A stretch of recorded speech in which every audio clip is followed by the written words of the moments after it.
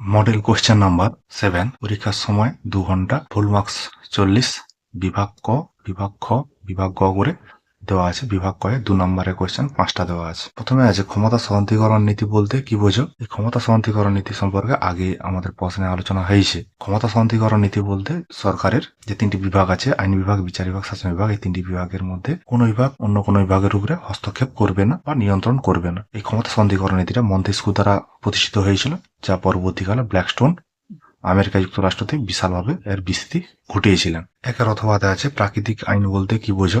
প্রাকৃতিক জগতের যে সমস্ত ঘটনাবলী সেগুলো সবই তোমার স্বাভাবিক নিয়ম অনুসারে বা স্বাভাবিক নিয়ম দ্বারা নিয়ন্ত্রিত হয়, যা সমাজের সমস্ত মানুষ মেনে চলতে বাধ্য। এই আইন কার্যকর করার পেছনে কোন রকম কোনো সার্বভৌম শক্তি নেই। এই আইনের ভিত্তি হলো নৈতিক মূল্য। তুই দেখা যাচ্ছে রবীন্দ্রনাথ ঠাকুরের জাতি বা নেশান বলতে কি বুঝেছেন? এক কথায় নেশান হলো একটি জীবসত্তা, একটি মানব পদার্থ। তবে আধুনিক রাষ্ট্রবিজ্ঞানীগণ জাতিকে মূলত রাজনৈতিক দৃষ্টিকোণ থেকে বিচার করার পক্ষপাতী। এই নিশান কি? এটা একটা রবীন্দ্রনাথ ঠাকুরের প্রবন্ধ একটা, যেখানে তিনি জাতি বা নিশান সম্পর্কে আলোচনা করেছেন। 2 অথবাতে আছে জাতীয় জনসমাজের ভাবগত উপাদান বলতে কি বোঝায়? এই কোশ্চেনটা লং কোশ্চেনের একটি আলোচনায় আলোচিত হয়েছে। জাতীয় জনসমাজের যে 2টি উপাদান, বাহ্যিক উপাদান, ভাবগত উপাদান, সেই ভাবগত উপাদান এখানে লিখতে হবে। যেখানে অতীত স্মৃতি এবং অতীত ঐতিহ্যকে বাঁচিয়ে রাখার যে একটা প্রবণতা, সেইখান থেকে তোমার এই জাতীয় জনসমাজে ভাবগত উপাদান এর উৎপত্তি। 3 দেখা আছে গণতন্ত্রের 2টি বৈশিষ্ট্য লেখো। এটা আলোচনা আমাদের হয়েছে, আর বিস্তারিত আলোচনা করছি না। তারপর 3 দাগের অথবাতে আছে সামরিক স্বৈরতন্ত্রের 2টি বৈশিষ্ট্য লেখো। সামরিক স্বৈরতন্ত্রটা হচ্ছে অ্যাকচুয়ালি যেখানে সামরিক বাহিনীর প্রধান যেখানে পুরো দেশটাকে নিজের করায়ত্ত করে নেয়, সেখানে তোমার সামরিক স্বৈরতন্ত্র গড়ে ওঠে। এই সামরিক স্বৈরতন্ত্রের যে 2টি বৈশিষ্ট্য, সেটা হচ্ছে প্রথমে আছে 1 নম্বরে লিখবে সামরিক নেতৃত্বের উপস্থিতি, 2 লিখবে বল প্রয়োগের ব্যবহার। মানে এখানে হচ্ছে সামরিক নেতা বা জেনারেল যিনি আছেন তিনি পুরো রাষ্ট্রকে নিজের হাতে কন্ট্রোল করে নেবেন। জনগণের স্বাধীনতা অধিকার বলে কিছু থাকবে না। 4 আছে পরমাদেশ বলতে কি বোঝো? পরমাদেশ কথার অর্থ হচ্ছে আমরা আদেশ করছি, মানে কে কাকে আদেশ করছে। সুপ্রিম কোর্ট অথবা হাইকোর্ট, তার নিম্নস্থ যে অধনস্থ যে আদালতগুলি আছে, ব্যক্তি প্রতিষ্ঠানকে তাদের যে নিজ নিজ দায়িত্ব আছে সেগুলি পালন করার জন্য আদেশ করতে পারে বা পরমাদেশ জারি করতে পারে। ভারতীয় সংবিধানে যে 32 নম্বর ধারা আছে, সেখানে সাংবিধানিক প্রতিবিধানের অধিকার আছে। সেই সাংবিধানিক প্রতিবিধানের অধিকারের একটি লেখো এইটি পরমাদেশ। 5 দেখা গেছে মুখ্য নির্বাচন কমিশনের অপসারণ পদ্ধতি লেখো। মুখ্য নির্বাচন কমিশনারকে অপসারণের যে পদ্ধতি ভারতীয় সংবিধানে 324-এর 5 নম্বর ধারায় উল্লেখ করা রয়েছে। এই পদ্ধতির নাম হচ্ছে ইমপিচমেন্ট পদ্ধতি। এই পদ্ধতিটা কেমন? সংসদের বা পার্লামেন্টের উভয় কক্ষের উপস্থিত এবং ভোট প্রদানকারী সদস্যের 2/3 সদস্যের সম্মতির ভিত্তিতে মুখ্য নির্বাচন কমিশনের বিরুদ্ধে প্রস্তাব গৃহীত হলে সেই প্রস্তাবের ভিত্তিতে রাষ্ট্রপতি মুখ্য নির্বাচন কমিশনকে অপসারণ করেন। তারপর আছে বিভাগ খ। বিভাগ খ এর প্রথম কোশ্চেন জাতীয় জনসমাজের উপাদানগুলি আলোচনা কর। এটা অনেক কোশ্চেন আলোচনা হয়েছে। জাতীয় জনসমাজের 2টি উপাদান, একটা বাহ্যিক উপাদান আর একটা তোমার ভাবগত উপাদান। বাহ্যিক উপাদান যেগুলো ছোটা আছে সেটা লিখবে, ভাবগত উপাদান যেটা আছে সেটা লিখবে। অবশ্যই এখানে জাতীয় জনসমাজের যে মূল উপাদান ভাবগত উপাদান এটা অবশ্যই লিখবে।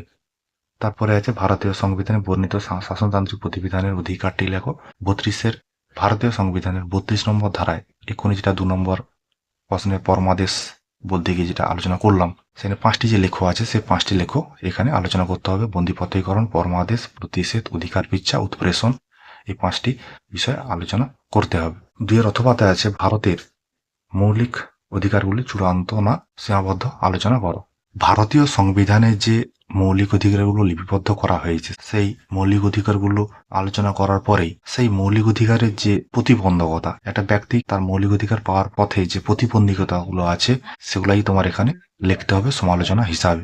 মানে মৌলিক অধিকারগুলো যে ভোগ করবে ব্যক্তি সেগুলো চূড়ান্তভাবে বা অবাধভাবে ভোগ করতে পারে না, তার যে বিভিন্ন বাধা আছে বাধাগুলো এখানে লিখতে হবে। তারপরে আছে 3 থেকে ভারতে কেন first past the post system গ্রহণ করা হয়েছে।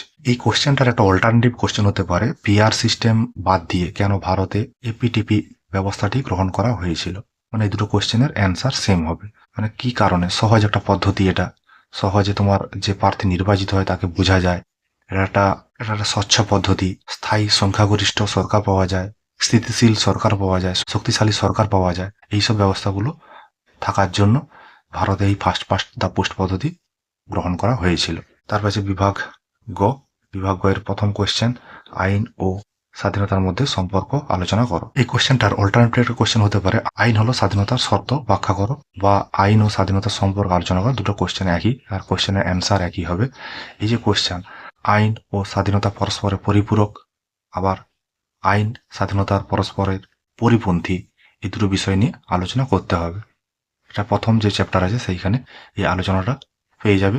আমাদের এখানে এর আলোচনা হয়েছে। অথবা একের অথবা আন্তর্জাতিক আইনকে আইন পদবাচ্য মতামতটি বিশ্লেষণ করো। মানে আন্তর্জাতিক আইনকে কি আইন বলা যাবে?